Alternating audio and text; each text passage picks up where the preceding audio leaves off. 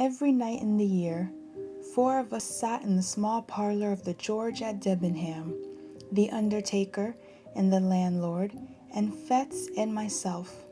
Sometimes there would be more, but blow high, blow low, come rain or snow or frost, we 4 would be each planted in his own particular armchair. Fetz was an old drunken Scotchman, a man of education obviously, and a man of some property, since he lived in idleness. He had come to Debenham years ago, while still young, and by a mere continuance of living had grown to be an adopted townsman. His blue camlet cloak was a local antiquity, like the church spire. His place in the parlor at the George, his absence from church, his old crapulous disreputable vices, were all things of course in Debenham. He had some vague radical opinions and some fleeting infidelities, which he would now and again set forth and emphasize with tottering slaps upon the table. He drank rum, 5 glasses regularly every evening, and for the greater portion of his nightly visit to the George, sat with his glass in his right hand, in a state of melancholy alcoholic saturation. We called him the doctor, for he was supposed to have some special knowledge of medicine, and had been known, upon a pinch, to set a fracture or reduce a dislocation, but beyond these slight particulars, we had no knowledge of his character and antecedents. One dark winter night, it had struck 9 some time before the landlord joined us, there was a sick man in the George. A great neighbouring proprietor suddenly struck down with apoplexy on his way to Parliament, and the great man's still greater London doctor had been telegraphed to his bedside. It was the first time that such a thing had happened in Debenham, for the railway was but newly open, and we were all proportionally moved by the occurrence. "He's come," said the landlord after he had filled and lighted his pipe. "He?" said I. "Who? Not the doctor?" "Himself," replied our host. "What is his name?" "Dr. Macfarlane," said the landlord. Fetz was far through his 3rd tumbler, stupidly fuddled, now nodding over, now staring mazily around him. But at the last word he seemed to awaken, and repeated the name Macfarlane twice, quietly enough the first time, but with sudden emotion at the second. "Yes," said the landlord, "that's his name. Dr. Wolfe Macfarlane." Fetz became instantly sober. His eyes awoke, his voice became clear, loud, and steady, his language forcible and earnest. We were all startled by the transformation, as if a man had risen from the dead. "I beg your pardon," he said. "I'm afraid I have not been paying much attention to your talk. Who is this Wolfe Macfarlane?" And then, when he had heard the landlord out, "It cannot be, he added. "And yet I would like well to see him face to face." "Do you know him, doctor?" asked the undertaker with a gasp. "God forbid," was the reply. "And yet the name is a strange one. It were too much to fancy too. Tell me, landlord, is he old?" "Well," said the host, "he's not a young man, to be sure, and his hair is white, but he looks younger than you. He is older, though, years older, but," with a slap upon the table, "it's the rum you see in my face, rum and sin. This man, perhaps, may have an easy conscience and a good digestion. Conscience! Hear me speak. You would think I was some good old decent Christian, would you not? But no, not I. I never canted.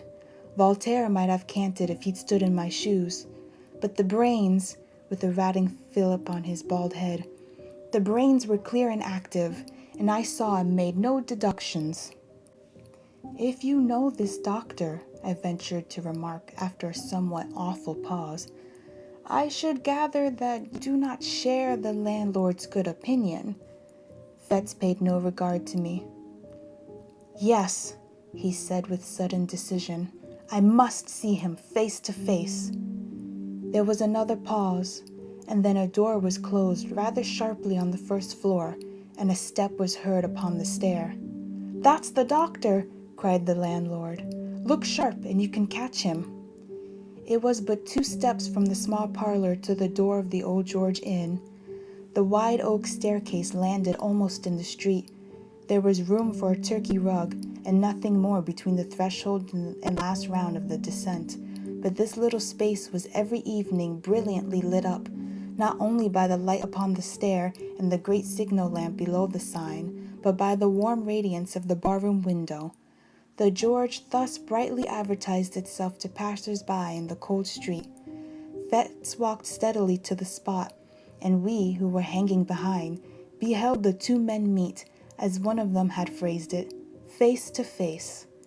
Dr. MacFarlane was alert and vigorous. His white hair set off his pale and placid, although energetic countenance. He was richly dressed in the finest of broadcloth and the whitest of linen, with a great gold watch chain and studs and spectacles of the same precious material. He wore a broad folded tie, white and speckled with lilac, and he carried on his arm a comfortable driving coat of fur. There was no doubt but he became his years, breathing as did of wealth and consideration, and it was a surprising contrast to see our parlor sot, bald, dirty, pimpled, and robed in his old camlet cloak, confront him at the bottom of the stairs. "MacFarlane," he said somewhat loudly, more like a herald than a friend. The great doctor pulled up short on the 4th step, as though the familiarity of the address surprised and somewhat shocked his dignity. "Toddy MacFarlane," repeated Fetz. The London man almost staggered. He stared for the swiftest of seconds at the man before him, glanced behind him with a sort of scare, and then in a startled whisper, "Fetz," he said, "you!" "Eh," said the other, "me! Did you think I was dead too? We are not so easy shut of our acquaintance." "Hush, hush," explained the doctor. "Hush, hush. This meeting is so unexpected. I can see you are unmanned. I hardly knew you, I confess, at first, but I am overjoyed to have this opportunity. For the present it must be how do you do and goodbye in one, for my fly is waiting, and I must not fail the train. But you shall, let me see. Yes, you shall give me your address, and you can count on early news of me. We must do something for you, Fetz. I fear you are out at elbows, but we must see to that for auld lang syne, as once we sang at suppers." "Money!" cried Fetz. "Money from you! The money that I had from you is lying where I cast it in the rain." Dr. MacFarlane had talked himself into some measure of superiority and confidence, but the uncommon energy of this refusal cast him back into his first confusion. A horrible, ugly look came and went across his almost venerable countenance. "My dear fellow," he said, "be it as you please. My last thought is to offend you. I would intrude on none. I will leave you my address, however. I do not wish it. I do not wish to know the roof that shelters you," interrupted the other. "I heard your name. I feared it might be you. I wish to know if, after all, there were a God. I know now that there is none. Begone!" He still stood in the middle of the rug, between the stair and doorway, and the great London physician, in order to escape, would be forced to step to one side. It was plain that he hesitated before the thought of this humiliation. White as he was, there was a dangerous glitter in his spectacles, and while he still paused uncertain, he became aware that the driver of his fly was peering in from the street at this unusual scene, and caught a glimpse at the same time of our little body from the parlor, huddled by the corner of the bar. The presence of so many witnesses decided him at once to flee. He crouched together, brushing on the wainscot, and made a dart like a serpent, striking for the door. But his tribulation was not yet entirely at an end, for even as he was passing Fetz, clutched him by the arm, these words came in a whisper, and yet painfully distinct. "Have you seen it again?" The great rich London doctor cried out aloud with a sharp throttling cry. He dashed his questioner across the open space and, with his hands over his head, fled out of the door like a detected thief. Before it had occurred to one of us to make a movement, The fly was already rattling toward the station. The scene was over like a dream, but the dream had left proofs and traces of its passage. Next day, the servant found the fine gold spectacles broken on the threshold, and that very night we were all standing breathless by the barroom window, and Fett at our side, sober, pale, and resolute in look. "God protect us, Mr. Fetz," said the landlord, coming first into possession of his customary senses. "What in the universe is all this? These are strange things you have been saying." Fetz turned toward us. He looked us each in succession in the face. "See if you can hold your tongue," said he. "That man MacFarlane is not safe to cross. Those that have done so already have repented it too late." And then, without so much as finishing his third glass, far less waiting for the other two, he bade us goodbye and went forth, under the lamp of the hotel, into the black night. We three turned to our places in the parlor, with a big red fire and 4 clear candles, and as we recapitulated what had passed, the first chill of our surprise soon changed into a glow of curiosity. We sat late. It was the latest session I have known in the Old George. Each man, before we parted, had his theory that he was bound to prove, and none of us had any nearer business in this world than to track out the past of our condemned companion and surprise the secret that he shared with the great London doctor. It is no great boast, but I believe I was a better hand at worming out a story than either of my fellows at the George, and perhaps there is now no other man alive who could narrate to you the following foul and unnatural events. In his young days, Fett studied medicine in the schools of Edinburgh. He had talent of a kind, the talent that picks up swiftly what it hears and readily retails it for its own. He worked little at home, but he was civil, attentive, and intelligent in the presence of his masters.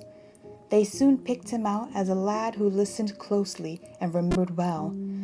Strange as it seemed to me when I first heard it, he was in those days well favored and pleased by his exterior. There was, at that period, a certain extramural teacher of anatomy whom I shall here designate by the letter K. His name was subsequently too well known. The man who bore it skulked through the streets of Edinburgh in disguise, while the mob that applauded at the execution of Burke called loudly for the blood of his employer. But Mr. K was then at the top of his vogue. He enjoyed a popularity due partly to his own talent and address, partly to the incapacity of his rival, the university professor. The students at least swore by his name, and Fetz believed himself, and was believed by others, to have laid the foundations of success when he had acquired the favor of this meteorically famous man. Mr. K was a bon vivant, as well as an accomplished teacher. He liked a sly allusion no less than a careful preparation. In both capacities, Fetz enjoyed and deserved his notice, and by the second year of his attendance, he held the half-regular position of second demonstrator, or sub-assistant, in his class. In this capacity, the charge of the theater and lecture room devolved in particular upon his shoulders. He had to answer for the cleanliness of the premises and the conduct of the other students, and it was a part of his duty to supply, receive, and divide the various subjects. It was with a view to this last, at that time very delicate, affair that he was lodged by Mr. K in the same wind and at last in the same building with the dissecting rooms. Here, after a night of turbulent pleasures, his hand still tottering, his sight still misty and confused, he would be called out of bed in the black hours before the winter dawn by the unclean and desperate interlopers who supplied the table. He would open the door to these men, since infamous throughout the land. He would help them with their tragic burden, pay them their sordid price, and remain alone when they were gone, with the unfriendly relics of humanity. From such a scene he would return to snatch another hour or two of slumber, to repair the abuses of the night and refresh him for the labors of the day. Few lads could have been more insensible to the impressions of a life thus passed among the ensigns of mortality. His mind was closed against all general considerations. He was incapable of interest in the fate and fortunes of another, the slave of his own desires and low ambitions. Cold, light, and selfish in the last resort, he had that modicum of prudence, miscalled morality, which keeps a man from inconvenient drunkenness or punishable theft. He coveted, besides, a measure of consideration from his masters and his fellow pupils, and he had no desire to fail conspicuously in the external parts of life. Thus he made it his pleasure to gain some distinction in his studies, and day after day rendered unimpeachable eye service to his employer, Mr. K. For his day of work he indemnified himself by nights of roaring, blackguardly enjoyment, and when that balance had been struck, the organ that he called his conscience declared itself content. The supply of subjects was a continual trouble to him as well as to his master. In that large and busy class, the raw material of the anonymous kept perpetually running out, and the business thus rendered necessary was not only unpleasant in itself, but threatened dangerous consequences to all who were concerned. It was the policy of Mr. K to ask no questions in his dealings with the trade. They bring the body, and we pay the price, he used to say, dwelling on the alliteration quid pro quo. And again, and somewhat profanely, ask no questions, he would tell his assistants, for conscience' sake. There was no understanding that the subjects were provided by the crime of murder. Had that idea been broached to him in words, he would have recoiled in horror. But the lightness of his speech upon so grave a matter was, in itself, an offense against good manners, and a temptation to the men with whom he dealt. Fetz, for instance, had often remarked to himself upon the singular freshness of the bodies. He had been struck again and again by the hang-dog, abominable looks of the ruffians who came to him before the dawn, and putting things together clearly in his private thoughts, he perhaps attributed a meaning too immoral and too categorical to the unguarded counsels of his master. He understood his duty, in short, to have three branches: to take what was brought, to pay the price, and to avert the eye from any evidence of crime. One November morning, this policy of silence was put sharply to the test.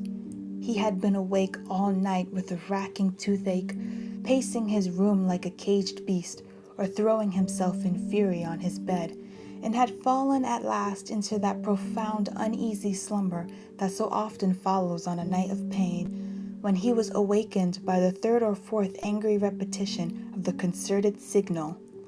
There was a thin, bright moonshine. It was bitter cold, windy, and frosty. The town had not yet awakened, but an indefinable stir already preluded the noise and business of the day. The ghouls had come later than usual, and they seemed more than usually eager to be gone. Fetz, sick with sleep, lighted them upstairs. He heard their grumbling Irish voices through a dream. As they stripped the sack from their sad merchandise, he leaned dozing, with his shoulder propped against the wall. He had to shake himself to find the men their money, and as he did so, his eyes lighted on the dead face. He started. He took 2 steps nearer, with the candle raised. "God Almighty!" he cried. "That is Jane Galbraith!" The men answered nothing, but they shuffled nearer the door.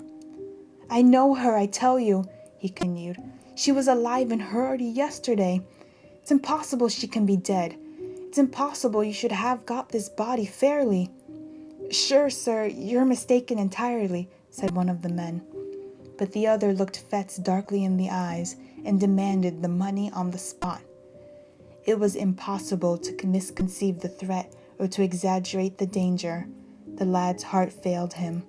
He stammered some excuses, counted out the sum, and saw his hateful visitors depart. No sooner were they gone than he hastened to confirm his doubts. By a dozen unquestionable marks, he identified the girl he had jested with the day before. He saw with horror marks upon her body that might well betoken violence. A panic seized him, and he took refuge in his room. There he reflected at length over the discovery that he had made, considered solely the bearing of Mr. K's instructions and the danger to himself of interference in so serious a business, and at last, in sore perplexity, determined to wait for the advice of his immediate superior, the class assistant. This was a young doctor, Wolfe Macfarlane, a high favorite among all the reckless students, clever, dissipated, and unscrupulous to the last degree. He had traveled and studied abroad. His manners were agreeable and a little forward. He was an authority on the stage, skillful on the ice or the links with skate or golf club. He dressed with nice audacity, and to put the finishing touch upon his glory, he kept a gig and a strong trotting horse. With Fettes he was on terms of intimacy. Indeed, their relative positions called from some community of life, and when subjects were scarce, the pair would drive far into the country in Macfarlane's gig, visit and desecrate some lonely graveyard, and return before dawn with their booty to the door of the dissecting room. On that particular morning, Macfarlane arrived somewhat earlier than he wont. Fettes heard him and met him on the stairs, told him his story, and showed him the cause of his alarm. Macfarlane examined the marks on her body. "Yes," he said with a nod. "It looks fishy." "Well, what should I do?" asked Fettes. "Do?" repeated the other. "Do you want to do anything?" "Least said, soonest mended, I should say." "Someone else might recognize her," objected Fettes. "She was as well known as the Castle Rock." "We'll hope not," said Macfarlane. "And if anybody does, well, you didn't, don't you see, and there's an end. The fact is, this had been going on too long. Stir up the mud and you'll get Kay into the most unholy trouble. You'll be in a shocking box yourself. So will I, if you come to that. I should like to know how any one of us would look, or what the devil we should have to say for ourselves in any Christian witness box. For me, you know, there's one thing certain, that practically speaking, all our subjects have been murdered." "Macfarlane!" cried Fettes. "Come now," sneered the other, "as if you hadn't suspected it yourself." "Suspecting is one thing, and proof another. Yes, I know, and I'm as sorry as you are this should have come here," tapping the body with his cane. "The next best thing for me is not to recognize it. And," he added coolly, "I don't. You may, if you please. I don't dictate, but I think a man of the world would do as I do, and I may add, I fancy that is what Kay would look for at our hands. The question is, why did he choose us two for his assistants? And I answer, because he didn't want old wives." This was the tone of all others to affect the mind of a lad like Fettes. He agreed to imitate Macfarlane. The body of the unfortunate girl was duly dissected, and no one remarked or appeared to recognize her. One afternoon, when his day's work was over, Fettes dropped into a popular tavern and found Macfarlane sitting with a stranger. This was a small man, very pale and dark, with coal-black eyes. The cut of his features gave a promise of intellect and refinement which was but feebly realized in his manners, for he proved, upon a near acquaintance, coarse, vulgar, and stupid. He exercised, however, a very remarkable control over Macfarlane, issued orders like the great Bashaw, became inflamed at the least discussion or delay, and commented rudely on the civility with which he was obeyed. This most offensive person took a fancy to Fettes on the spot, plied him with drinks, and honored him with unusual confidences on his past career. If a tenth part of what he confessed were true, he was a very lonesome rogue, and the lad's vanity was tickled by the attention of so experienced a man. "I'm a pretty bad fellow myself," the stranger remarked, "but Macfarlane is the boy. Toddy Macfarlane, I call him. Toddy, order your friend another glass. Or it might be, Toddy, you jump up and shut the door. Toddy hates me," he said again. "Oh yes, Toddy, you do." "Don't you call me that confounded name," growled McFarlane. Hear him! Did you ever see the lads play knife? He would like to do that all over my body, remarked the stranger. We medicals have a better way than that, said Fetz. When we dislike a dead friend of ours, we dissect him. McFarlane looked up sharply, as though this jest were scarcely to his mind. The afternoon passed. Gray, for that was the stranger's name, invited Fetz to join them at dinner, ordered a feast so sumptuous that the tavern was thrown into commotion, and when all was done, commanded McFarlane to settle the bill. It was late before they separated. The man Gray was incapably drunk. McFarlane, sobered by his fury, chewed the cud of the money he had been forced to squander and the slights he had been obliged to swallow. Fetz, with various liquors singing in his head, returned home with devious footsteps and a mind entirely in abeyance. Next day McFarlane was absent from the class, and Fetz smiled to himself as he imagined him still squiring the intolerable Gray from tavern to tavern. As soon as the hour of liberty had struck, he posted from place to place in quest of his last night's companions. He could find them, however, nowhere, so returned early to his rooms, went early to bed, and slept the sleep of the just. At 4 a.m, he was awakened by the well-known signal. Descending to the door, he was filled with astonishment to find McFarlane with his gig, and in the gig, one of those long and ghastly packages with which he was so well acquainted. "What?" he cried. "Have you been out alone? How did you manage?" But McFarlane silenced him roughly, bidding him to turn to business. When they had got the body upstairs and laid it on the table, McFarlane made at first as if he were going away. Then he paused and seemed to hesitate, and then, "You had better look at the face," said he, in tones of some constraint. "You had better," he repeated as Fetz only stared at him in wonder. "But where, and how, and when did you come by it?" cried the other. "Look at the face," was the only answer. Fetz was staggered. Strange doubts assailed him. He looked from the doctor to the body, and then back again. At last, with a start, he did as he was bidden. He had almost expected the sight that met his eyes, and yet the shock was cruel.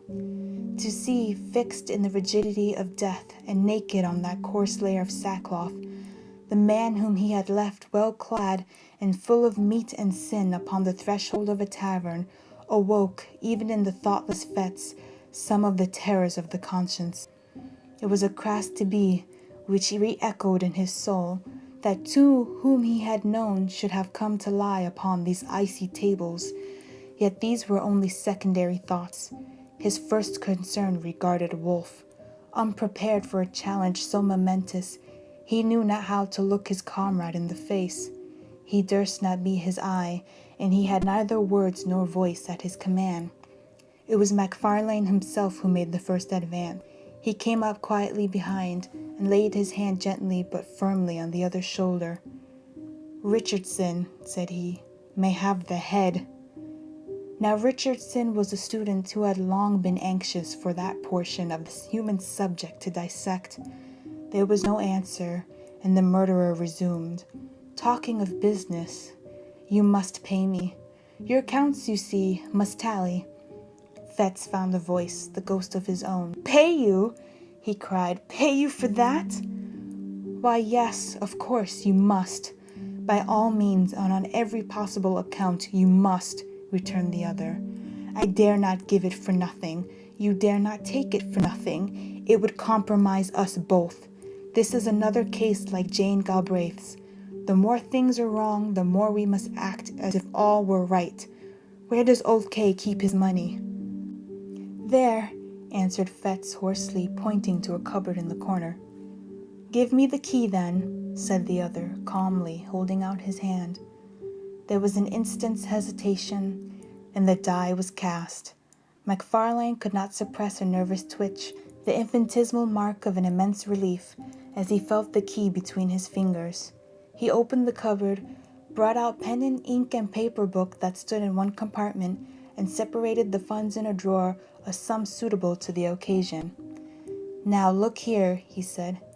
There is the payment made, first proof of your good faith, first step to your security.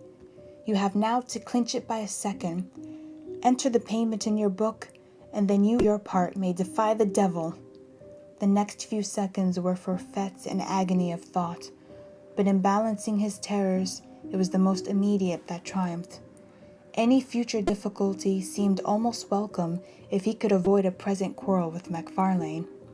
He set down the candle with which he had been carrying all this time, and with a steady hand entered the date, the nature, and the amount of the transaction. "And now," said MacFarlane, "it's only fair that you should pocket the lucre.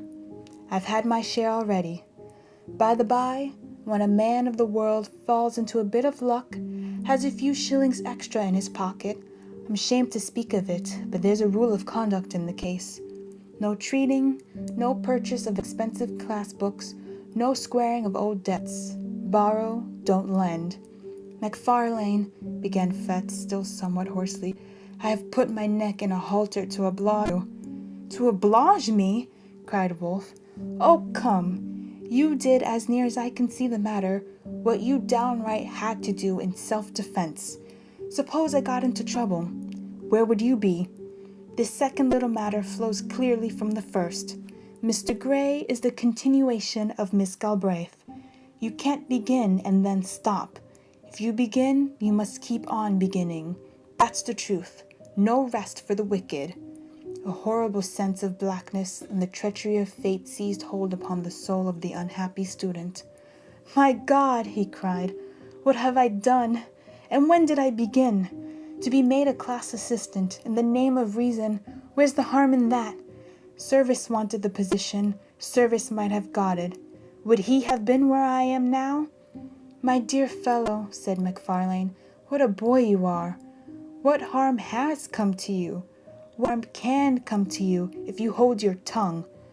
Why, do you know what this life is? There are two squads of us, the lions and the lambs. If you're a lamb, you'll come to lie upon these tables like Gray or Jane Galbraith. If you're a lion, you'll live and drive a horse like me, like Kay, like all of the world with any wit or courage. You're staggered at the first, but look at Kay. My dear fellow, you're clever, you have pluck. I like you, and Kay likes you.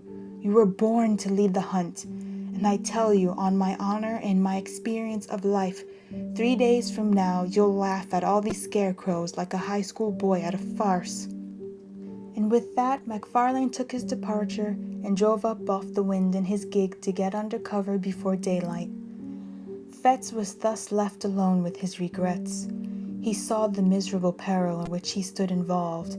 He saw with inexpressible dismay there was no limit to his weakness, and that from concession to concession he had fallen the arbiter of MacFarlane's destiny to his paid and helpless accomplice.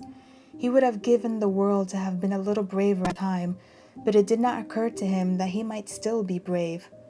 The secret of Jane Galbraith and the cursed entry in the day book closed his mouth. Hours passed. The class began to arrive. The members of the unhappy Gray were dealt out to one and to another and received without remark. Richardson was made happy with the head, and before the hour of freedom rang, Fetz trembled with exultation to perceive how far they had already gone towards safety. For 2 days he continued to watch, with increasing joy, the dreadful process of disguise. On the 3rd day, MacFarlane made his appearance. He had been ill, he said, but he made up for lost time by the energy with which he directed the students. To Richardson in particular, he extended the most valuable assistance and advice, and that student, encouraged by the praise of the demonstrator, burned high with ambition hopes, and saw the medal already in his grasp. Before the week was out, MacFarlane's prophecy had been fulfilled. Fetz had outlived his terrors and had forgotten his baseness. He began to plume himself upon his courage, and had so arranged the story in his mind that he could look back on these events with an unhealthy pride. Of his accomplice he saw but little. They met, of course, in the business of the class. They received their orders together from Mr. K. At times they had a word or two in private, and Macfarlane was from first to last particularly kind and jovial. But it was plain that he avoided any reference to their common secret, and even when Fettes whispered to him that he had cast in his lot with the lions and forsworn the lambs, he only signed to him smilingly to hold his peace. At length an occasion arose which threw the pair once more into a closer union. Mr. K was again short of subjects. Pupils were eager, and it was a part of this teacher's pretensions to be always well supplied. At the same time there came the news of a burial in the rustic graveyard of Glencorse. Time has little changed the place in question. It stood then, as now, upon a crossroad, out of call of human habitations, and buried fathom deep in the foliage of 6 cedar trees. The cries of the sheep upon the neighboring hills, the streamlets upon either hand, one loudly singing among pebbles, the other dripping furtively from pond to pond, the stir of the wind in mountainous old flowering chestnuts, and once in 7 days the voice of the bell, were the only sounds that disturbed the silence around the rural church. The Resurrection Man, to use a byname of the period, was not to be deterred by any of the sanctities of customary piety. It was part of his trade to despise and desecrate the scrolls and trumpets of old tombs, the paths worn by the feet of worshippers and mourners, and the offerings and inscriptions of bereaved affection. To rustic neighborhoods where love is more than uncommonly tenacious, and where some bonds of blood or fellowship unite the entire society of a parish, the body snatcher, far from being repelled by natural respect, was attracted by the ease and safety of the task. To bodies that had been laid in earth, in joyful expectation of a far different awakening, there came that hasty, lamp-lit, terror-haunted resurrection of the spade and mattock.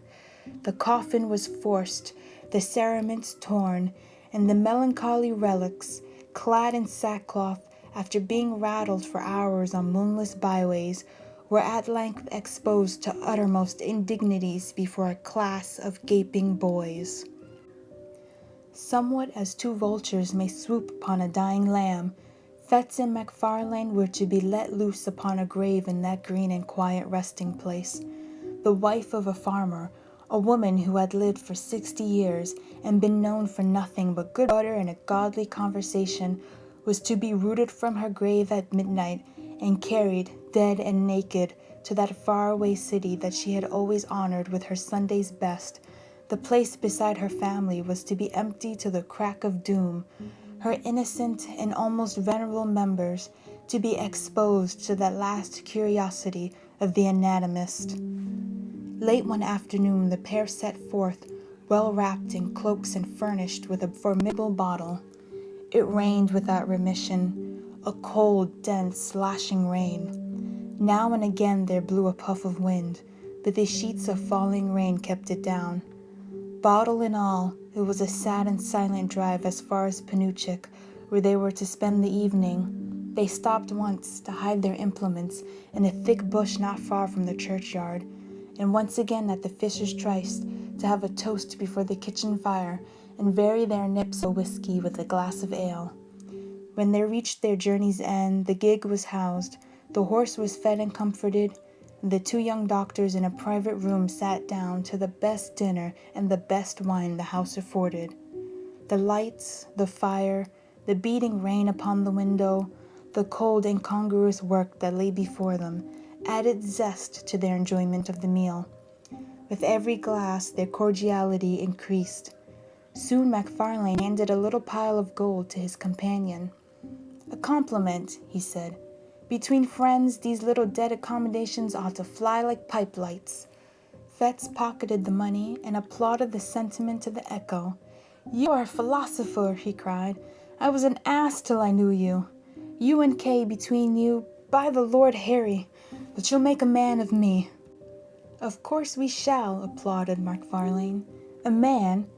I tell you, it required a man to back me up the other morning. There are some big, brawling 40-year-old cowards who would have turned sick at the look of the dead thing. But not you. You kept your head. I watched you." "Well, and why not?" Fetz thus vaunted himself.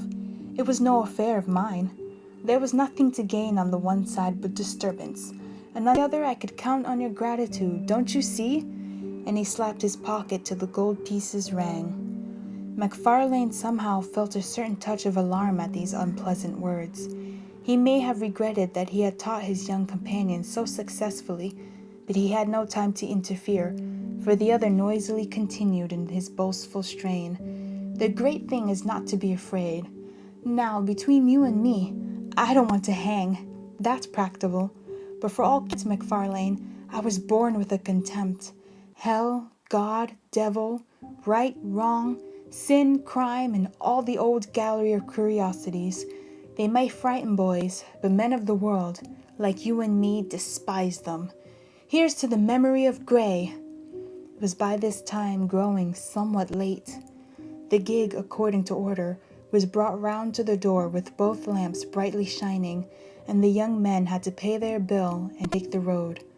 They announced that they were bound for Peebles, and drove in that direction till they were clear of the last houses of the town. Then, extinguishing the lamps, returned upon their course, and followed a by-road toward Glencorse. There was no sound but that of their own passage, and the incessant striding pouring of the rain. It was pitch dark. Here and there a white gate or a white stone in the wall guided them for a short space across the night. But for the most part it was at a foot pace and almost groping that they picked their way through that resonant blackness to their solemn and isolated destination. In the sunken woods that traversed the neighborhood of the burying ground, the last glimmer failed them, and it became necessary to kindle a match and re-illume one of the lanterns of the gig. Thus, under the dripping trees, and environed by huge and moving shadows, they reached the scene of their unhallowed labors. They were both experienced in such affairs, and powerful with the spade, and they had scarce been 20 minutes at their task before they were rewarded by a dull rattle on the coffin lid. At the same moment MacFarlane, having hurt his hand upon a stone, flung it carelessly above his head. The grave in which they now stood almost to the shoulders was close to the edge of the plateau of the graveyard, and the gig lamp had been propped, the better to illuminate their labors, against a tree, and on the immediate verge of the steep bank descending to the stream. Chance had taken a sure aim with the stone. Then came a clang of broken glass. Night fell upon them. Sounds alternately dull and ringing announced the bounding of the lantern down the bank and its occasional collision with the trees. A stone or two, which had dislodged in its descent, rattled behind it into the profundities of the glen, and then silence, like night, resumed its sway, and they might bend their hearing to its utmost pitch, but naught was to be heard except the rain, now marching to the wind, now steadily falling over miles of open country. They were so nearly at an end of their abhorred task that they judged it wisest to complete it in the dark. The coffin was exhumed and broken open, the body inserted in the dripping sack and carried between them to the gig. One mounted to keep it in its place, and the other, taking the horse by the mouth, groped along by wall and bush until they reached the rider road by the Fisher's Tryst. Here was a faint diffused radiancy, which they hailed like daylight. By that they pushed the horse to a good pace, and began to rattle along merrily in the direction of the town. They had both been wetted to the skin during their operations, and now, as the gig jumped among the deep ruts, the thing that stood propped between them fell now upon one and now upon the other. At every repetition of the horrid contact, each instinctively repelled it with the greater haste, and the process, natural though it was, began to tell upon the nerves of the companions. MacFarlane made some ill-favored jest about the farmer's wife, but it came hollowly from his lips and was allowed to drop in silence. Still their unnatural burden bumped from side to side, and now the head would be laid, as if in confidence, upon their shoulders, and now the drenching sackcloth would flap icily about their faces. A creeping chill began to possess the soul of Fetz. He peered at the bundle, and it seemed somehow larger than at first. All over the countryside, and from every degree of distance, The farm dogs accompanied their passage with tragic ululations, and it grew and grew upon his mind that some unnatural miracle had been accomplished, that some nameless change had befallen the dead body, and that it was in fear of their unholy burden that the dogs were howling. "For God's sake," said he, making a great effort to arrive at speech, "for God's sake, let's have a light." Seemingly, MacFarlane was affected in the same direction, for though he made no reply, he stopped the horse, passed the reins to his companion, got down, and proceeded to kindle the remaining lamp. They had by that time got no farther than the crossroad down to Auchinclinny. The rain still poured as though the deluge were returning, and it was no easy matter to make a light in such a world of wet and darkness. When at last the flickering blue flame had been transferred to the wick and began to expand and clarify and shed a wide circle of misty brightness around the gig, it became possible for the two young men to see each other and the thing they had along with them. The rain had molded the rough sacking to the outlines of the body underneath. The head was distinct from the trunk, the shoulders plainly modeled. Something at once spectral and human riveted their eyes upon the ghastly comrade of their drive. For some time MacFarlane stood motionless, holding up the lamp. A nameless dread was swathed like a wet sheet about the body, and tightened the white skin upon the face of Fettes. A fear that was meaningless, a horror of what could not be, kept mounting to his brain. Another beat of the watch, and he had spoken, but his comrade forestalled him. "That is not a woman," said MacFarlane in a hushed voice. "It was a woman when we put her in," whispered Fettes. "Hold that lamp," said the other. "I must see her face." And as Fettes took the lamp, his companion untied the fastenings of the sack and drew down the cover from the head. The light fell very clear upon the dark, well-molded features and smooth-shaven cheeks of a too familiar countenance, often beheld in dreams of both of these young men. A wild yell rang up into the night. Each leaped from his own side into the roadway. The lamp fell, broke, and was extinguished, and the horse, terrified by this unusual commotion, bounded and went off toward Edinburgh at a gallop, bearing along with it sole occupant of the gig, the body of the dead and long dissected Grey.